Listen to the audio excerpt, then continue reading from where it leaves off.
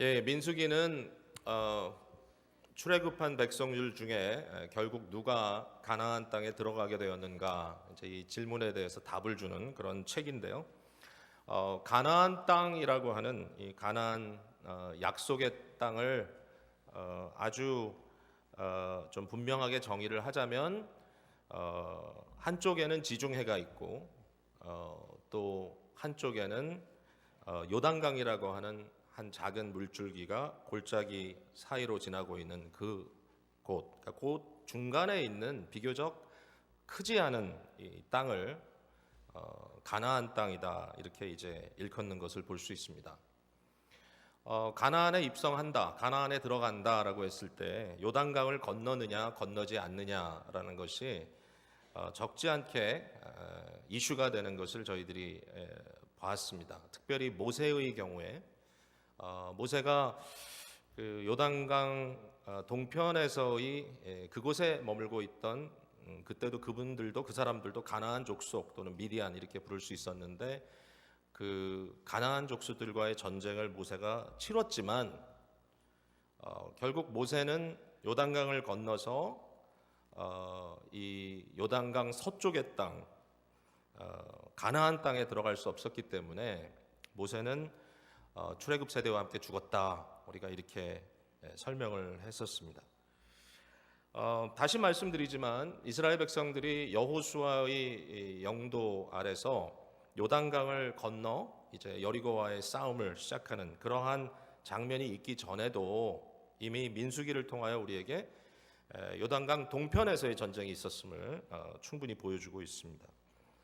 21장을 여러분들이 돌이켜 보면 그곳에 요단강 동쪽 광야에도 가나안 사람들이 거주하고 있었고 이스라엘은 이미 많은 족속들과 그곳에서도 전투를 해야만 했고 그렇게 해서 요단강까지 가서 결국은 요단강을 건너가는 그런 이제 과정이 나오는 것이죠. 오늘은 우리가 32장을 읽었는데 이제 31장 바로 앞에 한 장만 넘어가도 이제 미디안 사람들과 함께 하는 전쟁의 이야기가 거기에서 나오고 있습니다. 미디안이라고 하는 그 땅에 거하고 있는 민족 또는 여러 민족들일 수도 있는데요. 이 사람들 향하여 하나님의 심판의 전쟁이 있었죠. 이 미디안 전쟁은 우리에게 굉장히 중요한 의미를 주는 것은 우리가 몇 주 전에 보았던 그 발람 사건, 발람, 주술가, 주술인이라고 우리가 정의했던 발람이 하나님께서 막음으로써 백성들을 저주할 겨를은 없었지만 그러나 그의 꾀를 내서 결국은 이스라엘 남자들로 하여금 미디안 여자들과 간음하게 함으로 이스라엘 수많은 사람들이 연병으로 죽었던 이 사건, 바로 그 사건이 이 미디안과 관계된 사건이거든요. 근데 바로 이 미디안을 향하여 하나님께서 심판을 퍼붓고 죄에 대한 하나님의 분노를 아주 여지없이 보여줬던 사건이 31장인데 그 결과도 역시 미디안 족속들이 살고 있었던 많은 성읍들 많이 불태우고 다 없앴지만 그러나 그 땅이 이제는 이스라엘 백성들 앞에 펼쳐 있었던 것입니다. 자, 이와 같은 상황 속에서 오늘 본문의 말씀이 이제 전개가 되고 있습니다. 12지파가 있었죠. 12지파. 그 12지파를 우리가 계산하는 게 굉장히 이제 좀 중간중간 달라지기 때문에 여러분들이 생각을 하셔야 되는데 여기에 이제 12지파를 우리가 땅의 기업을 받은 12지파라고 이야기하면 레위 지파는 빠지죠. 그래서 남아있는 11지파 중에 그 중에 한 아들에 속하는 이제 요셉의 아들, 요셉의 두 아들이 에브라임과 므낫세가 두 개의 지파로 이렇게 갈라져서 그들이 각자 기업을 차지하는, 결국은 또 12지파가 되는 이런 내용이 이제 나오게 되죠. 근데 이 12지파 중에 두 지파가 오늘 본문에 나오고 있습니다. 루벤 지파. 루벤은 야곱의 12아들이 이제 지파를 만드는데 그 야곱의 12아들 중에 가장 맏아들이 루벤이었습니다. 충분히 명분이 있었음에도 불구하고 루벤은 이 장자의 명분을 사실 이어가지 못하는 좀 비극적인 인물이 되긴 하지만 그럼에도 불구하고 루벤은 12지파 중에 가장 적어도 순서에 있어서 맏형이 되는, 가장 맏이 되는 그런 지파란 말이죠. 이 루벤 지파와 또 아울러 갓 지파 백성들이, 리더들이 모세에게 찾아와서 이제 이런 요구를 하는 겁니다. 우리에게는 짐승이 참 많습니다. 여기 1절에 보니까 루벤 자손과 갓 자손은 심히 많은 가축대를 가졌더라 그랬습니다. 왜 이 사람들이 다른 족속보다 다른 지파보다 더 많은 이런 가축을 갖게 되었는지, 아니면 이게 그런 말인지는 잘 정확하게 파악하기는 어렵지만 어쨌든 이 사람들은 목축을 굉장히 잘했던 사람들 같아요.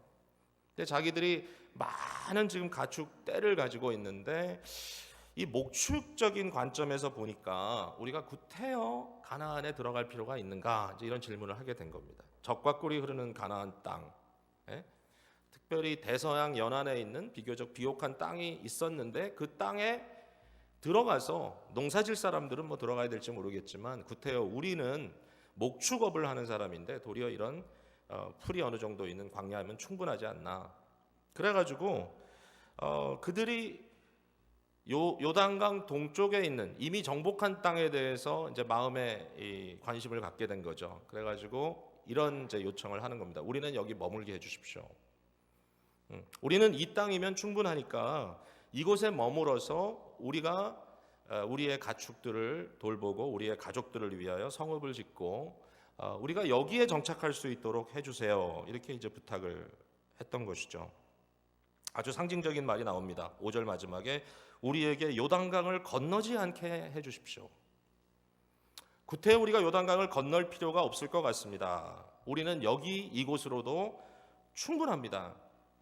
이 땅을 우리에게 주시고 우리로 요단강을 건널 필요가 없으니 가지 말게 허락해 주십시오. 이렇게 이제 부탁을 하는 겁니다. 굉장히 현실적인 부탁이고 굉장히 실용적인 부탁입니다. 왜냐하면 자기들 입장에서는 전혀 아쉬울 게 없는 겁니다. 이미 전쟁은 치렀고 물론 자기네들도 그 전쟁을 했고요. 충분한 대가 지불을 했다라고 생각하는지도 모르겠어요. 어쨌든 이런 상황에서 이미 정복한 땅이 아까운데 우리가 그냥 이걸 지나는 길로 사용할 필요가 뭐가 있는가? 우리가 여기에 딱 머물어서 이미 정착한 우리들의 어떤 모습을 통해서 어떻게 보면 이스라엘 12지파가 더 견고해질 수도 있다. 이런 생각도 좀 했던 것 같습니다. 근데 모세가 이 말을 듣고 굉장히 알레르기적 반응을 나타냅니다. 여기서. 그러니까 현실적으로 생각해 보니 가나안 땅이 사실 넓지도 않고 12지파가 거기 들어가서 서로 꾸겨가지고 들어가가지고 그냥 거기서 땅을 나누려고 애쓸 필요가 없이 너희들처럼 상당한 두 지파를 여기에 두고 여기에 정착시키면 나머지 10지파가 가서 차지하면 되니까 훨씬 더 합리적일 것 같다. 이렇게 얘기할 수도 있을 것 같은데 이때 모세는 굉장히 심하게 반응을 하죠. 근데 그의 반응은 이런 겁니다. 40년 전에 있었던 사건을 상기시키죠. 40년 전에 어떤 일이 있었냐면은 12지파 중에 한 사람씩을 택해가지고 12명의 정탐꾼을 가나안에 보내지 않았습니까? 그 12명의 정탐꾼이 갔는데 그 중에 10명이 돌아와서 하는 말이 가나안이 참 비옥하고 적과 꿀이 흐르는 땅이 맞고 보시는 바와 같이 이렇게 거대한 과실들이 거기서 자라고 있지만 우리는 거기에 들어갈 수가 없습니다. 땅은 좋지만 싸워야 될 전쟁이 불가능한 전쟁입니다. 그 백성을 이길 수가 없습니다. 이렇게 이제 10지파의 대표자들이 얘기를 하지 않았습니까? 여기 모세가 그 얘기를 다시 다 해요. 그리고 그 중에 이제 둘은 너무나 잘 아는 대로 여호수아와 갈렙은 들어가자. 왜 들어가느냐? 여러분, 여호수아와 갈렙이 가나안 당시 아낙 족속들이 약해 보였기 때문은 아니죠. 그들이 본 것은 똑같은 걸 봤을 겁니다. 그러나 여호수아 갈렙은 어떻게 얘기를 하냐면은 들어가자. 왜냐하면 그들은 우리의 밥이다 그랬어요. 쉬워서 밥이 아닙니다. 이건 식은 죽 먹기다. 그게 아니라 하나님의 약속이었던 거죠. 그러니까 가나안에 들어가라. 너는 이 땅은 너희에게 주는 약속의 땅이다. 그러니까 약속을 그들이 확신했기 때문에 오직 하나님의 마음을 근심되게 하지 말고 오직 하나님의 말씀을 거역하지 않고 너희들이 하나님을 청종하면 그의 말씀을 듣고 그에게 순종하면 그 땅을 우리에게 주실 것이다. 반드시 약속한 땅이니까 이렇게 얘기를 한 거죠. 근데 나머지 10사람은 하나님의 약속은 전혀 생각지 않고 그냥 여기가 좋사오니에요. 여기가 좋사오니 들어갔다 죽겠습니다. 이제 그 사건을 그대로 상기하면서 모세가 하는 말이 그 10명의 스파이가 정탐꾼이 했던 일이 뭔지 아느냐? 그들이 자기들만 망했느냐? 그들이 한 말을 통해서 결국 자기들만 망한 것이 아니라 그들의 말이 이스라엘 백성들을 다 낙심시킴으로 말미암아 결과적으로 뭐죠? 백성들이 다 망했다. 그 10명만 가나안 땅에 안 들어간 것이 아니라 백성 60만 대군 이상이 다 광야에서 죽었다. 이제 이 얘기를 모세가 다시 읊습니다. 어떻게 보면. 그리고 이제 르우벤 족속과 갓 족속의 리더들에게 하는 말이 어찌하여 너희가 똑같은 일을 하느냐. 어찌하여 너희가 요단강 앞에까지 와서 요단강을 건너지 않겠다. 우리는 여기가 좋사오니 여기 머물겠다. 그렇게 함으로써 백성들의 마음을 낙심시키느냐. 이렇게 이제 얘기를 합니다. 그러면서 이제 이런 결론을 내리죠. 너희가 오늘 한 이 행동으로 인하여 너희만 망하는 것이 아니라 백성들이 다 멸망한다. 그랬습니다. 여러분, 여기서 문제 끝난 건 아니죠. 결국은 이 상황 속에서 나름 합당한 이제 솔루션, 결론을 해답을 그들이 만들어냅니다. 이 루벤과 갓 지파가 이렇게 얘기를 하죠.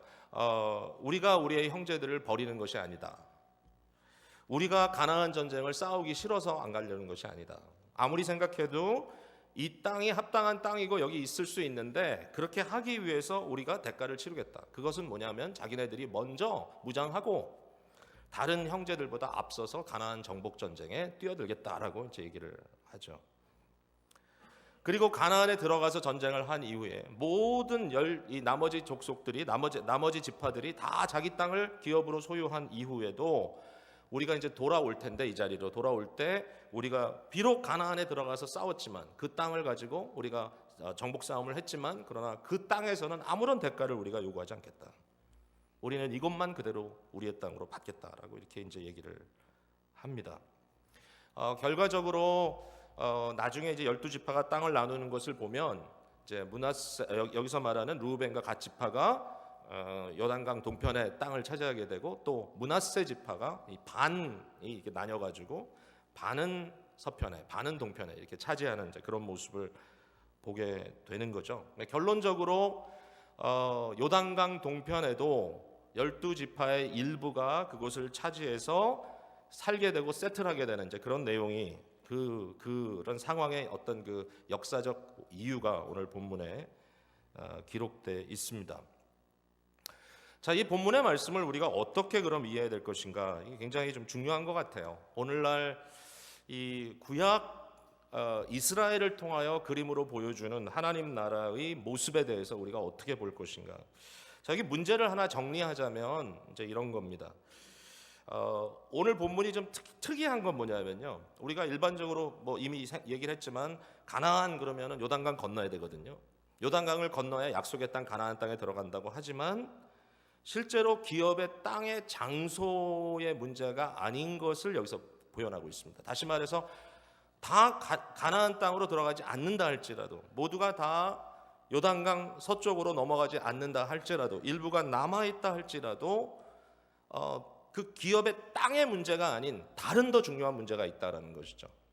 땅의 문제가 아니다. 이것은 땅보다 더 중요한 어떤 다른 것의 문제다라고 이야기할 수 있겠죠. 구약 성경에 있어서 가나안 땅은 하나님의 기업이라는 의미에서 굉장히 큰 의미를 갖고 있죠. 이것이 우리에게는 영원한 하나님의 약속, 하나님의 나라를 우리에게 선물로 주시고 그리고 궁극적으로는 새하늘과 새 땅을 우리에게 허락해 주시겠다는 그 약속과 맥이 통하는데 그러나 오늘 우리의 입장에서 이 말씀이 충분히 이해가 됩니다. 왜냐하면은 새 언약 백성, 예수 그리스도께서 이 땅에 오셔서 사역하신 그 이후에 예수 그리스도의 십자가와 부활 사건 이후에 있는 저희들에게 중요하지 않은 게 뭐냐면 땅입니다. 땅. 우리는 이 땅에 이 지구 상에 있는 어떤 딱 지역을 일정하게 딱 잘라가지고 여기가 하나님의 나라다 그렇게 전혀 안 하거든요. 그러니까 교회는요 사실은 뭐 건물도 아니고 뭐 우리가 알거니와 어떤 뭐 땅도 아니고 어떤 영토를 가지고 이것이 하나님의 나라여 교회다라고 얘기할 수가 없는 겁니다. 그러니까 결국 로케이션의 문제가 아닌데 그럼 뭐가 문제냐? 결국 오늘 본문에서 끝까지 해결점까지 우리가 들었을 때 얻게 되는 것은 뭐냐면 결국 형제들이 함께 하나의 백성을 이루는 것, 그러니까 공동체적 관점에서의 이슈가 여기 있는 겁니다. 땅의 문제가 아니라 과연 이스라엘의 12지파가 하나냐 아니냐, 다 싸우려 가는데 너희만 이곳에 정착하고 가지 않겠느냐, 이건 안 된다는 거죠. 싸움을 하면 같이 싸워야 된다. 그리고 너희가 하는 것이 너희 형제를 낙심하게 하는 일이기 때문에 잘못된 것이고, 너희 한 사람의 잘못이 또는 한 그룹의 잘못이 모든 백성을 다 해할 수 있기 때문에 잘못된 것이다. 그러니까 백성의 관점이죠. 백성의 관점. 땅의 관점이 아니라 백성의 관점. 결국은 땅은 요단강 동서로 나뉠 수 있지만 나뉠 수 없는 것은 뭐냐면 하나의 백성이라고 하는 정체성은 나뉠 수가 없다. 그러니까 이 교회도 같습니다. 왜냐하면 예수님께서 이 땅에 오셔서 하나님의 나라를 선포하시고 나라를 확장시켜 나가는 그 방법이 뭐였냐면요, 땅을 투자하는 거 아니었습니다. 땅을 차지해 놓고 누구 집에 들어가서 자 이젠 여기가 하나님의 나라야, 그런 거 없습니다. 예수님은 처음부터 사람을 찾으셨습니다.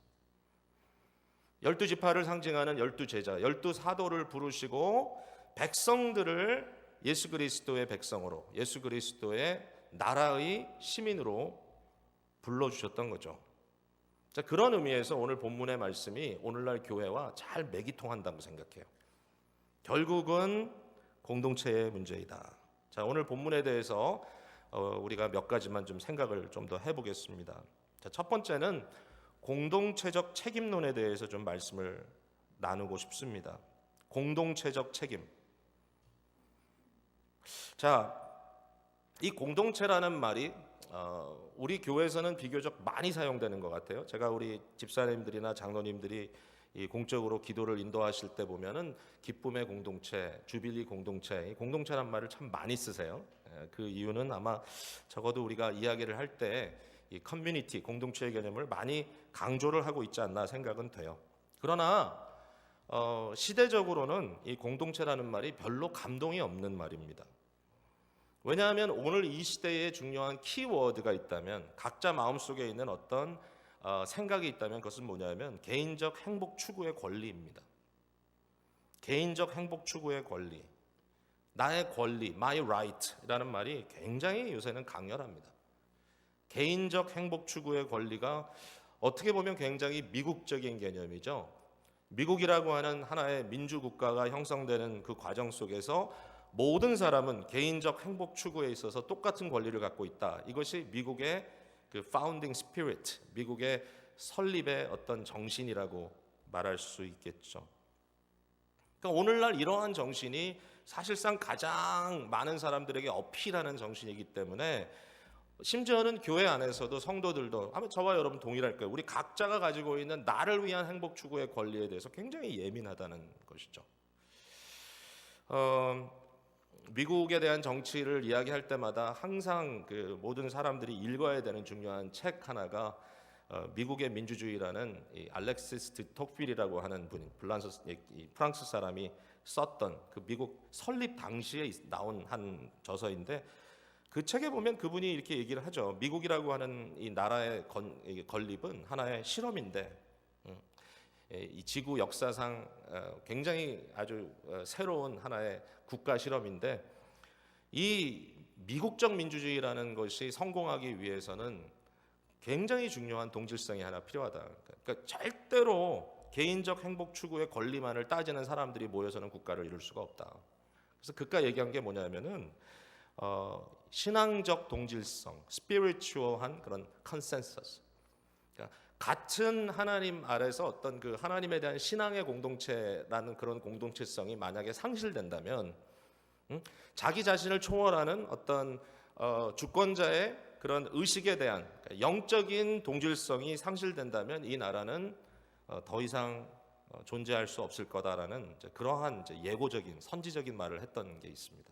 오늘도 많은 사람들이 그 얘기를 하는데, 지금 뭐 미국 설립 이후에 이제 몇백 년이 지났는데 오늘날 미국의 문제 뭐 지금 굉장히 혼란하지 않습니까? 뭐 사실 지난주에 있었던, 전주에 있었던 이 남쪽에서 있었던 사건이나 여러 가지 때문에 지금 뭐 굉장히 결국 하고 싶은 대로 다 자기 권리를 주장하는 것이 이제는 뭐 당연한 것 같은 것이 이제 작은 집단으로서 여기저기 막 일어나서 나라가 혼란에 빠지는, 그러니까 어떻게 보면 알렉스 드 톡빌이 얘기했던 그 문제가 이제 실제적으로 우리 앞에 펼쳐지는 모습이 오늘날 미국의 모습이 아닌가. 그러니까 사람들이 이제는 개인적 행복 추구의 권리에 대한 관심은 많지만 이러한 권리를 추구하고 주장하는 사람들이라 할지라도 결국은 어디서 우리의 공동체성을 찾아야 된다. 그 부분에 대해서는 자꾸만 잃어가는 것이죠. 이민 오신 분들도 비슷한 경험이 있는 것 같아요. 왜냐하면 제가 여러 이민자들하고 이야기를 해보고요. 그리고 또 한국에 계신 분들하고도 이야기를 해보는데 미국에 이민 오신 분들도 그렇고 한국에 이민 오고 싶어 하는 분들의 동경하는 그 마음 속에는 이런 게 있더라고요. 그러니까 한국 문화가 굉장히 서구화되고 지금 굉장히 앞서가고 있음에도 불구하고 여전히 굉장히 강압적인 공동체 문화가 있어요. 그 안에. 그죠? 그래서 이 가족 관계, 그러니까 서로 형제들 간에 부모와 자녀들 간에 여러 가지 이제 관계가 있는데 그 관계가 굉장히 강압적인 관계가 되다 보니까 정말 숨 막힌다. 직장 문화도 그렇고 심지어는 교회 문화도 이제 그런 이야기를 하는 분들이 계세요. 너무 막 숨 막힌다. 그래서 이것을 벗어나기 위하여 내가 가서 좀 내가 원하는 대로, 내가 편한 대로, 내가 살고 싶은 대로 좀 살아보고 싶다. 이제 이런 이야기를 하시는 분도 많이 계시고 또 실제로 그렇게 살고 계신 분도 계실 것 같아요. 이게 내가 원하는 거였으니까. 그래서 비록 육체적으로는 내가 고달프지만 내가 미국에 와서 한국에서는 하지 않던 일을 하고 있지만 그래도 마음은 편하다. 이제 이런 얘기를 하시는 경우들이 종종 있습니다. 제가 오래전에 한국에 학생들을 데리고 방문했던 적이 있는데요. 그때 그 교회에서 부목사님 한 분이 그 당시 저보다 이제 나이가 좀 많이 있으신 분이셨는데 저희들 이렇게 돌보시다가 이렇게 툭툭 던지는 말이 있었어요. 그분이 저한테 이런 얘기를 해요. 제가 그때 한 20대 중반 전도사였는데 이거 내가 하여튼 괴로워서 못 살겠다고 교회에서 부목사 하는 게 너무 힘들다. 그리고 그냥 시키는 게 너무 막 과하고 담임 목사 때 못 살겠다고 이러면서 뭐라고 얘기를 하시냐면은 나도 다 집어던지고 미국 가서 땅 파먹고 살고 싶다고. 그래서 미국 가면 땅 파먹지 않는데요. 다 사는 게 그렇게 만만치 않다 이렇게 얘기를 드려도 그냥 다 때려치고 그냥 노동이나 했으면 좋겠다고 말씀을 하세요. 이게 소명의 문제일 수도 있지만 그러나 충분히 이해는 되는 거예요. 이해는 됐어요. 그 상황이 얼마나 힘들까. 제가 직접 눈으로 봤기 때문에 저도 그때 부교육자였고. 이 한국 목회자들 사이에 이제 이런 유머가 있어요. 여러분 그런 얘기 들어봤죠? 코끼리를 냉장고에 넣는 방법. 여러분 아십니까? 예. 근데 목사들이 통용하는 방법은 뭐냐면 부목사를 시킨다. 이게 답입니다. 이게 부목사가 그렇게 힘들다는 거예요. 뭐든지 안 돼? 부목사 시켜. 무조건 만들어. 이제 이렇게 되는 거죠. 예, 저희 교회 부목사님들은 잘 할 수 있을지 좀 의문이 되긴 하지만 너무 잘하시죠. 모르겠어요. 근데 어쨌든 이처럼 강압적인 그러한 분위기 속에서 뭔가 나의 행복을 내가 원하는 대로 좀 할 수 없을까? 내가 원하는 대로. 그게 오늘날 일반적인 사람들의 마음입니다. 교회가 공동체라고 생각하십니까, 여러분? 과연 교회가 성경이 말하는 공동체를 이루어가고 있냐는 것이죠. 그러니까 오늘날 우리가 생각하는 교회라고 하는 어떤 그 이상이 성경이 말하는 공동체적 의미를 담고 있느냐. 여기에 대해서 사실은 너무나 많은 사람들이 그렇지 않다고 생각하고 있고 또 그것을 상관없다고 생각하고 있어요. 왜 이왕이면 큰 교회가 좋습니까? 왜 교회 리더십장에서는 사람이 많이 모이면 그만큼 또 폼이 나니까 좋은 거고 성공했다는 얘기 들으니까 좋은 걸 수도 있겠는데 실제로 큰 교회를 찾아오는 분들의 마음속에는 또 이런 게 있대요. 좀 군중 사이에 숨을 수 있고 반면에 일반적으로 큰 교회 가면 비교적 퀄리티가 좋으니까 찬양도 인도 잘하고 그래도 좀 설교도 어느 정도 들어줄만 하니까 그래서 교회가 그만큼 컸을 거고 건물도 있고 자녀 교육도 잘하고 기본적으로 뭔가 주어질 만한 것이 그래도 나름 퀄리티가 있기 때문에 동시에 나는 숨을 수 있고 이렇게 얘기하는 경우들이 있더라고요. 자, 제가 오늘 드리는 이 말씀이 오늘 교회 처음 방문하신 분들에게 부담드리는 메시지 아닙니다. 방향성에 대한 얘기니까요. 너무 개인적인 얘기로 지금 생각하지 마시고 나를 꼬집어 지금 비판하는구나 그렇게 생각하지 마세요. 우리 다 똑같아요, 사실은. 결국 리더들은 리더로서 해야 할 일이 있고 또 리더의 어떤 리더십에 따라서 함께 동참해주고 그 자리를 채워주고 함께 서줘야 될 분들의 역할이 또 있는 거예요. 그러니까 그 역할 자체에 대해서 우리가 잘하자는 얘기지 다 똑같이 하라는 얘기는 아닙니다. 그러나 방향성은 너무 중요해요. 방향성은. 제가 참 존경했던 한 목사님인데 그분은 사실상 아마 당시 미주에서 가장 큰 교회를 이루신 그런 참 선배 목사님이세요. 근데 그분이 이런 얘기를 하셨어요. 제가 목사님은 어떤 교회를 추구하십니까? 라고 여쭤봤더니 그분이 하는 말이 나는 백화점 같은 교회를 하고 싶다. 그렇게 하고 싶어서 했다. 이렇게 얘기를 합니다. 제가 존경하는 목사님이에요. 인격이나 그분의 어떤 기도 생활이나 그분의 어떤 하나님에 대한 어떤 헌신도나 충분히 제가 이해하고 굉장히 존중합니다. 그런데 심지어는 그런 상황에 있는 분이라도 가지고 있었던 생각은 좀 달랐던 것 같아요. 백화점 같은 교회가 뭔지 아세요, 여러분? 누가 찾아오든지 자기가 원하는 것을 얻을 수 있는 교회. 그러니까 절대로 작은 교회일 수는 없고요. 중형 교회도 어렵고 대형 교회가 돼야 되고 그리고 그 교회 안에는 굉장히 많은 리소스를 가지고 있어야 되고 결국 여기서 이제 드러나는 어떤 신앙생활의 방식이 뭐냐면은 컨슈머리즘입니다. 컨슈머리즘, 소비자주의. 결국 모든 사람들은 소비자고 더 많은 소비자를 확보할 수 있는 교회가 성공한 교회고 그런 교회는 더 많은 컨슈머들을 통해서 또 더 많은 프로덕트를 만들 수 있고 또 더 많은 프로덕트를 만들면 또 거기에 걸맞는 더 많은 컨슈머가 필요하고 끊임없이 확장돼 나가는 재벌주의.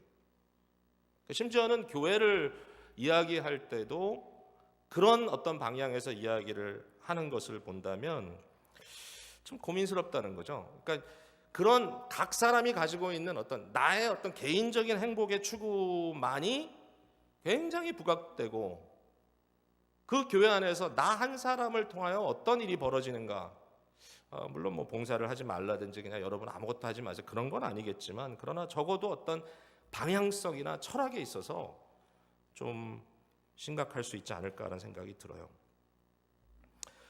시대적 사고라고 이해할 수는 있겠지만 공동체 안에서 나 혼자만 잘 살면 된다는 생각은 절대로 믿음의 생각은 아닌 것 같습니다. 만약에 이스라엘 백성 12지파가 각자 자기가 살 길을 찾기 위해서 자기네가 선택한 땅을 위해 싸웠다면 절대로 이스라엘 공동체가 세워질 리가 없습니다.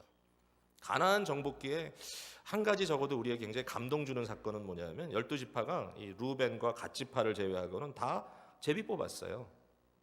어떤 사람은 산지를 받기도 하고 어떤 사람은 좀 평지를 받기도 하고 불리했겠죠. 어떤 사람에게 우리는 농사 짓는 사람들인데 왜 산에다 갖다 쳐박아 놓냐 얘기할 수 있었겠지만 그러나 하나님의 지혜를 의지하고 자기네가 뽑힌 그 땅을 묵묵히 가서 정복했던 그 백성들의 히스토리를 보면 참 그것 자체는 굉장히 놀라운 것 같아요.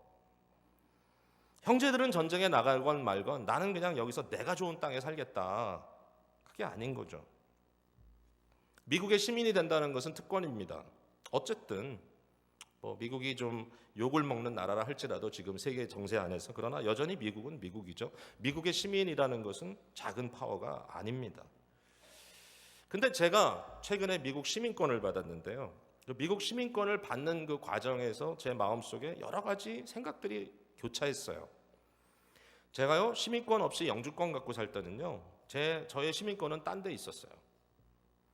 그리고 저는 그 시민권에 대한 자부심도 있고요. 지금 그 시민권을 완전히 포기했느냐는 질문은 또 별개 질문인 것 같아요. 어쨌든 근데 이 생각을 한 거죠. 우리 자녀들이 고등학교 다닐 때쯤 되면은 징병될 수 있는 이 드래프트죠. 전쟁이 났는데 군인이 필요하면 국가에서 부를 수 있다. 그걸 위해서 다 레지스터 합니다. 우리 아들들도 다 레지스터 했거든요. 저도 학생 때 레지스터 했습니다. 옛날에. 근데 이 레지스터를 하는데 특별히 저 같은 경우는 그냥 별 생각 없이 했는지 모르겠지만 우리 아이들 레지스트레이션 하라고 이게 통지가 왔는데 제가 막내 아들 거는 걔가 이제 이미 좀 대학을 갔을 땐가 그래가지고 제가 그걸 필린 해가지고 이제 이렇게 해서 보냈어요. 근데 그때 제 마음속에 정말 질문이 오더라고요. 미국이라는 국가가 내 아들을 군인으로 징병시켜 간다면 나는 어떡할 것인가? 애들 다 데리고 캐나다로 도망가지 않겠는가? 과거에 그렇게 했죠, 많은 분들이. 근데 이게 질문인 거죠.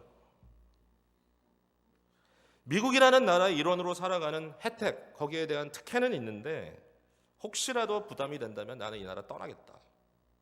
네? 시민권을 취득했다고 시민이 되느냐? 진정한 진정한 미국인이 되는 것인가?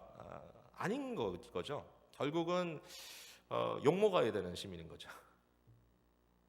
미국의 시민이 됐기 때문에 나는 굉장히 많은 사회적인 보장과 어떤 경제적인 혜택을 누릴 수 있다. 다 받아 먹어야 되겠다. 뭐든지 다 누릴 수 있는 거 다 누려. 그러나 이 나라가 우리를 향하여 당신은 미국의 시민으로 이런 책임이 있습니다라고 했을 때 최대한으로 회피하고 살아가는 것이 오늘날 우리에게 있어 개인적 행복 추구의 권리라면 그것은 올바른 권리는 아닌 거죠.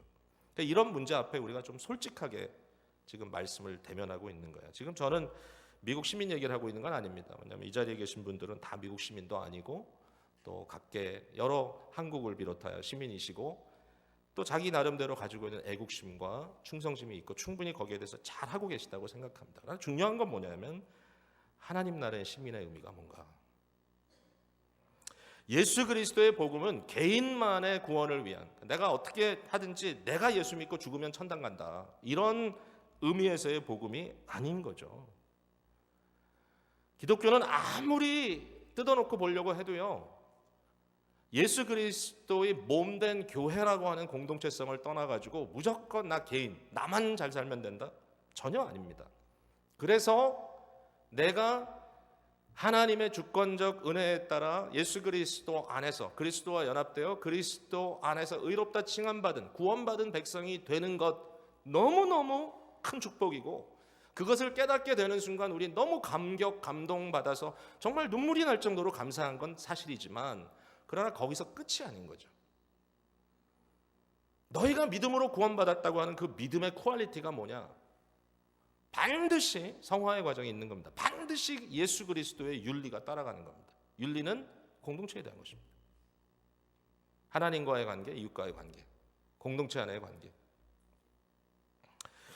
지난 주간에 제가 이제 수양회를 갔었어요. 이제 거기서 이번에 야고보서를 주로 다뤘는데요.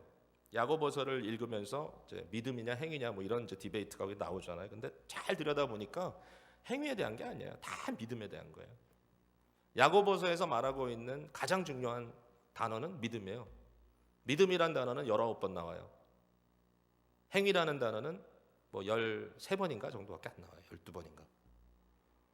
물론 이제 믿음을 강조하기 위해서 행위를 거기서 강조하는 거예요. 행위가 뭐냐? 당신들의 삶이 뭐냐 하면 당신들의 믿음이 진짜라는 것을 증명해 주는 것이다. 이제 그렇게 얘기하는 거예요. 우리에게 주어진 믿음이 뭐냐? 여러분이 믿는 믿음이 뭡니까? 나 예수님이 날 위해 돌아가셨다는 걸 믿기 때문에 나는 그냥 이렇게 살다가 주님 부르시는 날 적어도 뭐 내가 천당 갔다 그 말은 들을 거다.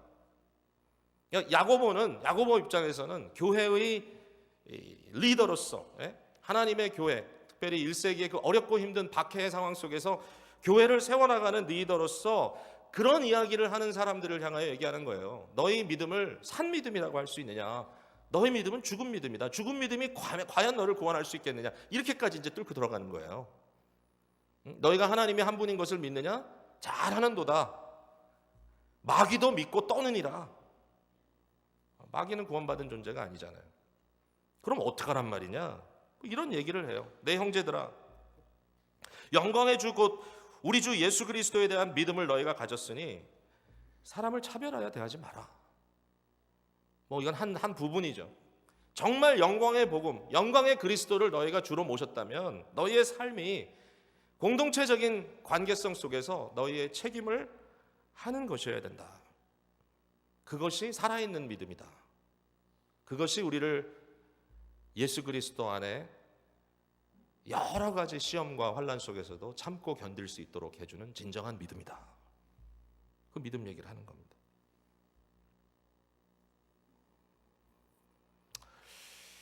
공동체적 관점에서 저는요, 교회라는 것에 대해서도 좀 많이 생각해 봐야 된다는 느낌이 듭니다. 뭐 우리가 좀 실제적으로 하고 싶지 않은 그런 일들에 대해서 이야기할 때는 추상적으로 얘기합니다. 그죠? 교회가 뭐 우주적 교회, 모든 이 지상의 또 역사를 총망라한 이 우주적 교회, 그 교회의 연합, 교회의 하나됨, 우리 교회는 하나다. 근데 여러분, 우주적 교회는 눈에 보이지 않습니다. 우리 눈에. 그 이야기하는 자체가 무슨 의미가 있을까? 하나의 굉장히 추상적인 개념이죠. 한 교회 안에 한 공동체로서의 서로의 삶에 대한 책임감에 대해서 실제적으로 마음을 열지 않는데, 한 교회 안에 너무나 많은 담들이 있고 서로 갈등하고 있는데, 우주적 교회? 그 무슨 의미가 있을까? 자, 요새 이민교회들이 하도 좀 복잡하고 어려운 게 많아가지고 제가 그런 질문이 생기더라고요. 정말 이민교회들 중에, 한국교회도 마찬가지겠지만 정말 당회가 문제없는 교회, 하나된 교회, 서로 갈라서서 나는 이 편, 나는 저 편 싸우지 않는 교회. 어떠한 의미에서든 정말 마음을 열고 우리는 한 공동체다라고 그 의식 속에 서로에 대한 책임감을 느끼는 교회가 몇 교회나 되는가? 정말 있나?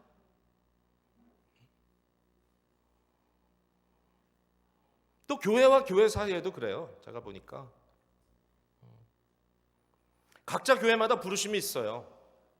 근데 요새는 멘탈리티가 이래요. 다 그냥 서로 성공하고 싶어요. 그래서 성공한 교회, 큰 교회는 어떤 교회냐? 자리 좋게 잘 잡은 교회. 우리 교회도 이전에 처음 이곳에 와서 이제 여기 캠퍼스를 조성한다라는 이야기했을 때 많은 분들이 너무 좀 외곽으로 나가는 거 아니냐고 이렇게 얘기하신 분들이 계셨어요. 근데 요새는 그런 얘기하는 분 별로 없어요. 어떻게 알고 거기를 잡았냐고. 부흥의 포텐셜이 너무 많다고 막 이러시고. 이제 그러면서 이제 뭐 도심 안에 있는 빈민가에 있는 교회들, 이런 교회들이 굉장히 스트러글 합니다. 분명히 사역은 있어요. 어려운 분들을 향하여 사역해야 되고, 또는 뭐 학원가에 있는 교회일 경우에는 또 학생들이 있으니까 어쨌든 사역해야 되고 여러 가지 사역을 해야 되는데, 서버밴에 나가서 자리 잘 잡고 별로 위험 느끼지 않는 지역에 정말 누구든지 원하는 대로 다 찾아 나와서 편안하게 있다가 갈 수 있는 그런 교회가 부흥하고 헌금도 늘어가고, 반면에 그렇지 않은 교회들은 자꾸 줄어들고 힘들고. 한때는 필라델피아에 있는 많은 교회들이 다 노르트 웨일스 랜스데일로 가야 된다고, 제가 그 얘기를 너무 많이 들었어요. 거기 가야 돼, 그래야 교회 부흥된다는 거예요. 전부 다 많이 갔어요. 실제로 이쪽 다 팔아버리고. 근데 그게 과연 하나님의 나라의 관점에서 보는 실패와 성공인가 하는 거죠. 좋은 자리 잡고 성공, 많은 사람이 모이면 성공한 것이고, 그렇지 않으면 아무리 필요한 사역을 한다고 해도 그건 실패인가. 교회들끼리 서로 우리의 마음을 열어놓고 이야기할 수 있다면 모든 교회들이 동일한 것을 하면서 성공했다고 이야기하지 않아도 되지 않겠나 생각이 들어요. 저는요, 그래서 요새 그런 생각 들더라고요. 일종의 서로 양해각서 같은 거 만들어서 MOU 같은 거 있잖아요. 미국의 회사들 많이 하잖아요. 기업들도 하고. 교회들끼리 MOU를 좀 만들어가지고 서로 필요한 것을 채워주는 것도 굉장히 중요한 방향이 아닐까. 이것도 여러분들에게 좀 추상적으로 느껴질지 모르겠지만, 목회자로서 뭐 이런 고민들을 좀 해보는 것입니다. 하나님의 나라, 하나님의 킹덤, 공동체적 관점에서 우리가 함께 이 전투를 싸워야 된다라고 하는 이러한 마인드 속에서 이루어지는 것. 선교에 대한 개념도 결국 누가 선교 많이 하냐? 그러면 우리 교회에서는 선교사 150명 파송했습니다. 우리 교회에서는 뭐 세계 몇 개국의 선교를 돕습니다. 그거는 사실상 뜯어놓고 보면 심각한 문제일 수도 있다는 생각이 들어요. 결국 우리 교회를 영광되게 하고 우리 교회를 확장시키는 어떤 방법으로서의 선교? 알고 보면 선교지에 나가서 교회에서 파송받은 사람끼리 서로 땅 따먹기 싸움을 하고 있다면 그게 과연 선교인가? 제가 이런 뭐 성토를 하려는 건 아니고 저의 고민이죠. 저의 고민입니다. 너무너무 큰 고민입니다. 제가 오래전에 한국의 그 농촌교회를 가봤던 적이 있어요. 농촌교회 이제 학생들 좀 데리고 갔었는데, 농촌에 사역하시는 분이 너무 귀하게 보이고 참 너무 교우들이 얼마나 따뜻하게 섬겨주시는지 너무 감사했어요. 근데 그 농촌교회 목사님이 나오셔서 이제 자기 소개를 하시는데 저는 너무 그 말씀이 슬펐습니다. 왜냐하면 그분이 이제 하시는 말씀이 나는 삼류신학교를 나왔고 나는 목사고시를 몇 번 봤는데 몇 번 떨어졌고 나는 정말 형편없는 실력 없는 목사고 그래가지고 할 수 없이 이곳에 와 있다고. 그래서 이제 그 교회 교인들이 너무 안타까워서 계시니까 다 계신데 그 얘기를 들으셨으니까 저걸 어떻게 해야 되나.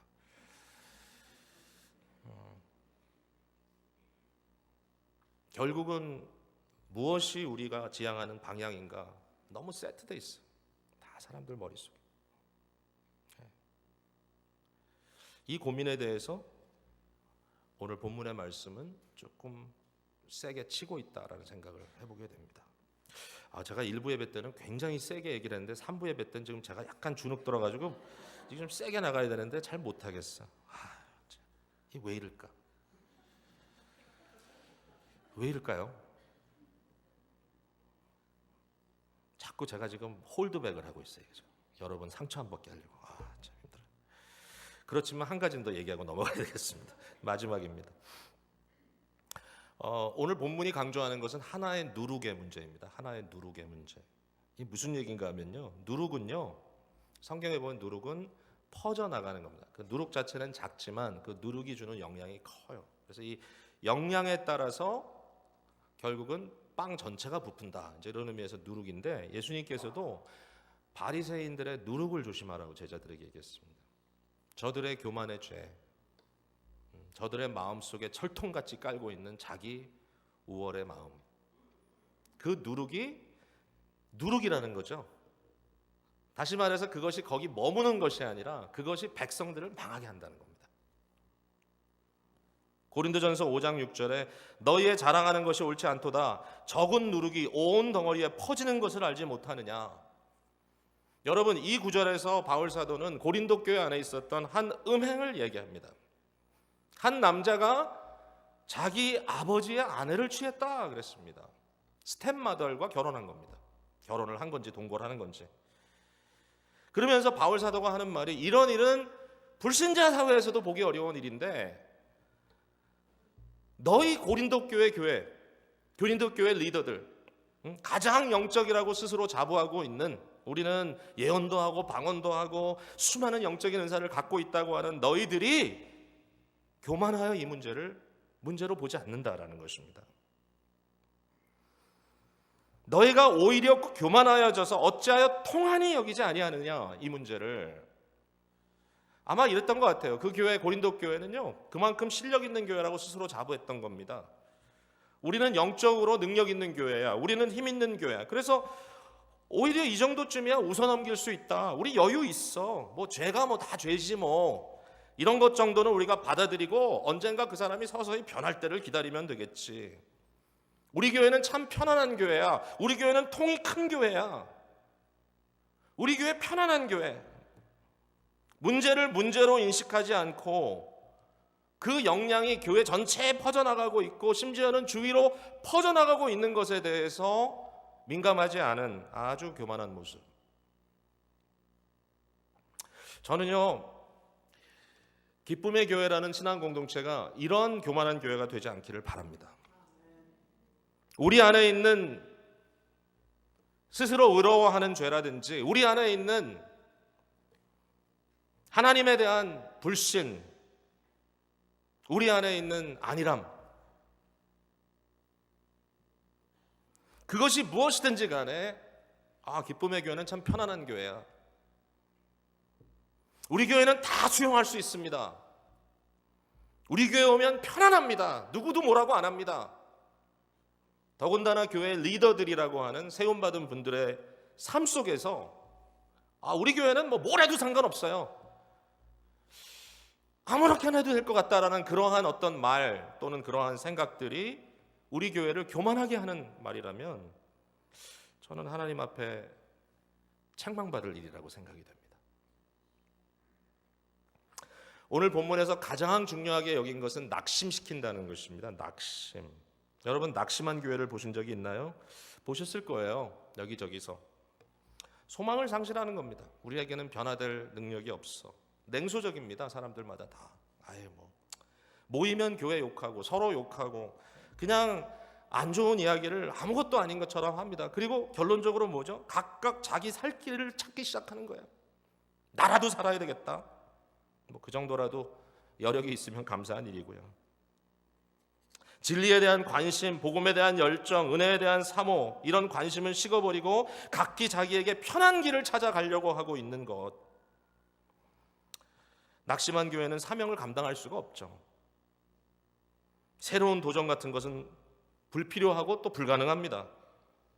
그냥 다 알아서 살면 됩니다. 루벤, 갓, 우리가 먹고 살 수 있는 길을 찾아가면 되고 결국 그것이 우리가 사는 길이다라고 생각했는지 모르겠어요. 그러나 아닙니다.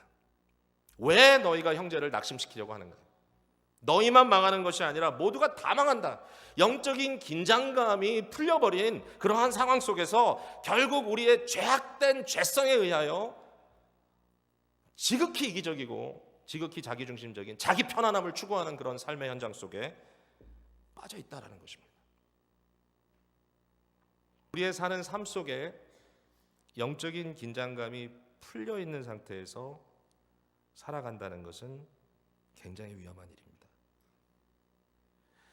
공동체 안에서 영적인 긴장감이 상실되고 그저 다 좋은 게 좋은 거다 각자 생각하고 나중에는 뭐 말도 안 하고 그냥 진리를 사랑으로 말한다 그런 거. 교회 직분을 맡아도 자기 살기에 피곤하고 힘든 거 사실이니까 도대체 직분을 맡은 것이 무슨 의미인가? 그래서 이번에도 우리가 새로운 임직자들 세우기는 하지만 요새 재직해 나오는 숫자를 제가 보면서 뭐하러 세우나 그런 생각이 들기도 해요. 죄송하지만 정말 나의 삶에 주어진 이 모든 관계성 속에서 내가 어떤 누룩이 되느냐 그 질문 앞에서는 우리가 너무 쉽게 도망가지 말아야 되겠다.